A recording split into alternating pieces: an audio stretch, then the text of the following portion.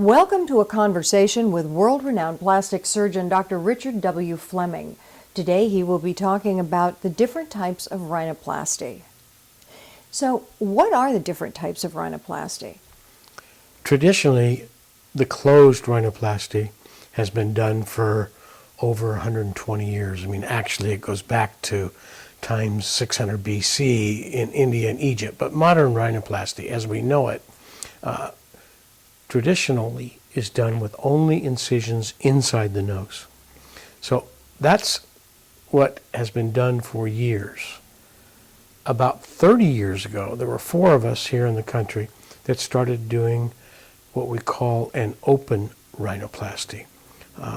It has now become very popular among surgeons across the world. The difference with the open is that we're making a small incision between the nostrils, right at the base of the nose, right here. Initially, the concern was the scar. However, it's been proven that it's not an issue at all. The other thing people were concerned about is why make an external incision if you can achieve the same results without that incision. But that's been proven repeatedly that that is not the case. Better results, more predictable results, can be obtained in some noses using the open technique. In my hands, I use the closed technique for the typical reduction rhinoplasty that we all think about, the bigger nose, the simpler nose, the less complicated nose. I will use the closed technique.